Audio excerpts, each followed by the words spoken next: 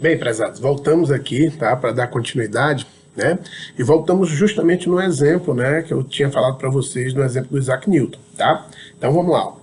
Newton fez afirmações que podiam ser testadas, tá? Ele fez afirmações, né, que deram a possibilidade posteriormente, né, para a gente fazer os testes.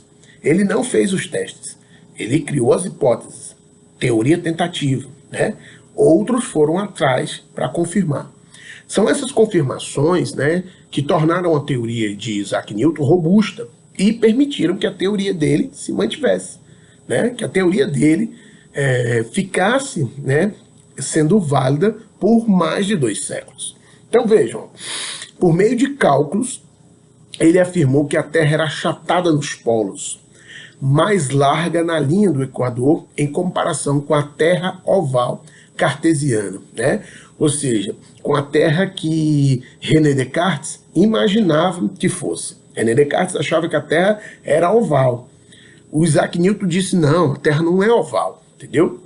A Terra ela é redonda, mas ela tem o quê? Ela é achatada nos polos e mais larga na linha do Equador. Aí veja, depois da morte de Newton, em 1727, em 1733, né,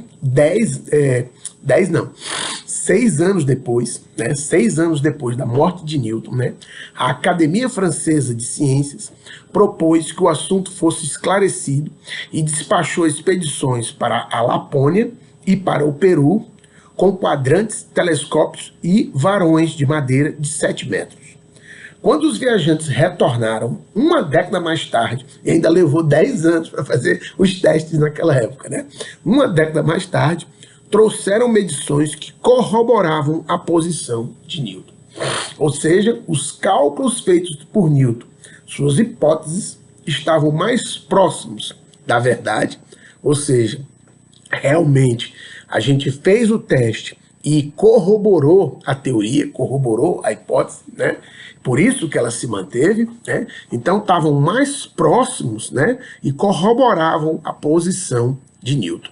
Diferente, entendeu? Da concepção cartesiana da Terra oval. Então, esse exemplo, né? Ele mostra muito bem para a gente como funciona o processo de falsibilidade, né? O falsificacionismo, ok? E, por fim, né, Pope afirma que não devemos procurar traçar a linha de demarcação com muita nitidez. Ou seja, né, o que é ciência e o que não é ciência também não é muito nítido, né? A gente não pode ser muito rigoroso com essa concepção. Porque o que hoje não pode ser testado, amanhã poderá ser testado. Então a gente tem que ter, né, alguns limites, né? A gente não pode ser rígido demais nessa concepção. O que se torna claro se lembrarmos que a maior parte das teorias científicas tiveram sua origem em mitos. Tá? O sistema de Copérnico, por exemplo, o heliocentrismo, por exemplo, inspirou-se na adoração neoplatônica, né, na adoração neoplatônica da luz solar, que precisava ocupar o centro do universo devido à sua nobreza. Isso mostra como os mitos podem desenvolver componentes testáveis. É isso que eu gostaria de deixar bem claro para vocês, né? Pode futuramente, né, testar as concepções, até as concepções dos mitos, né? Podem se tornar componentes testáveis ao longo do processo histórico, né? Ao longo do tempo, não sabemos, tá? Tornando-se, no curso de sua discussão, importantes e fecundos para a ciência.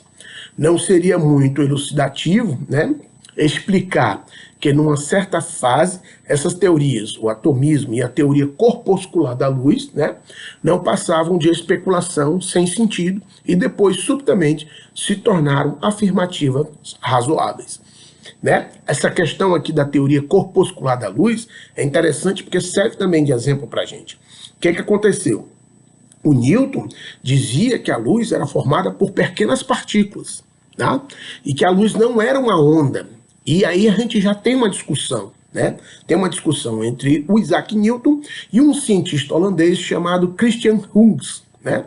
E aí vejam, né? Quando a gente chega no século XVIII, na verdade no iniciozinho do século XIX, consegue-se provar que a teoria é uma onda, entendeu?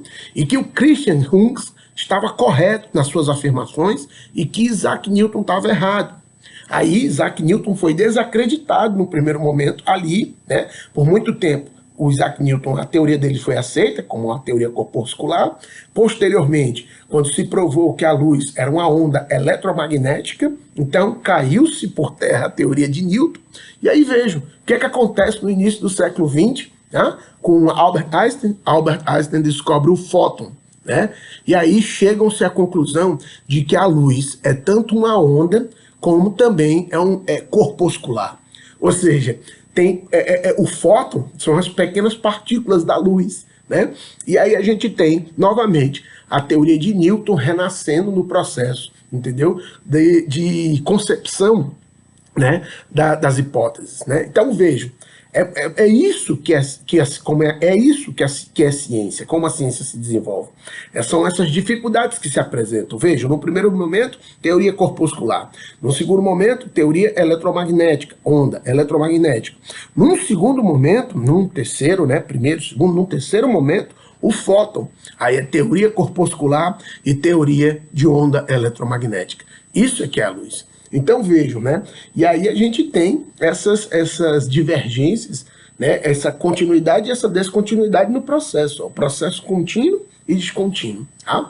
Então é interessante a gente ter essa concepção do falsificacionismo, mas também lembrando, tem suas limitações. O falsificacionismo, né? Ele não é uma teoria perfeita. E aí é que a gente tem inúmeras problemáticas, ou algumas problemáticas se apresentando. Tá? O falsificacionista ingênuo insiste em afirmar que a atividade científica deve estar preocupada com as tentativas de falsificar teorias, estabelecendo a verdade de proposições de observação que sejam inconsistentes com elas. E aí vejam, como a gente tem o indutivista ingênuo, a gente também tem o falsificacionista ingênuo. Tá? Que procura, né, falsificar teorias, né, para tentar estabelecer a verdade de proposições. E aí a gente tem uma das limitações do falsificacionismo, né? O Popper, né, ele de vez em quando ele comete esses erros, né, na teoria dele. Por mais que esses erros vão se dar muito mais nos seus discípulos, né? Os seguidores da teoria de Popper, né, vão cometer muito mais erros do que o próprio Popper nessa concepção. Mas essa concepção de você, por exemplo, achar que pode falsear para buscar a verdade, isso aí, meu amigo, é um erro, é completamente equivocado, né? Assim, para os falsificacionistas, né, tá faltando um S aqui, a aceitação da teoria é sempre tentativa, a rejeição da teoria pode ser definitiva.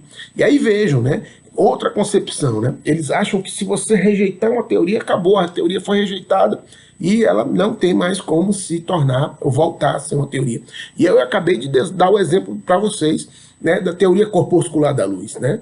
Que na verdade, no primeiro momento, Newton afirma que a luz é formada por pequenas partículas. Depois, consegue-se provar que a luz é uma onda eletromagnética. Se refuta a teoria do Newton. Tá? Aí, para o falsificacionista ingênuo, né, ele, por exemplo, não, está refutada a teoria do Newton, entendeu? Não é mais uma teoria científica.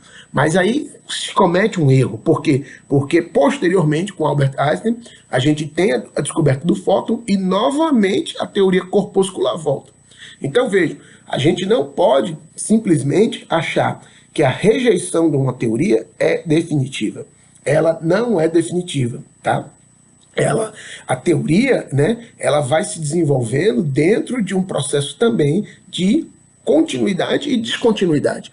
Não temos como afirmar 100% que aquela teoria foi rejeitada completamente, né? Óbvio, né?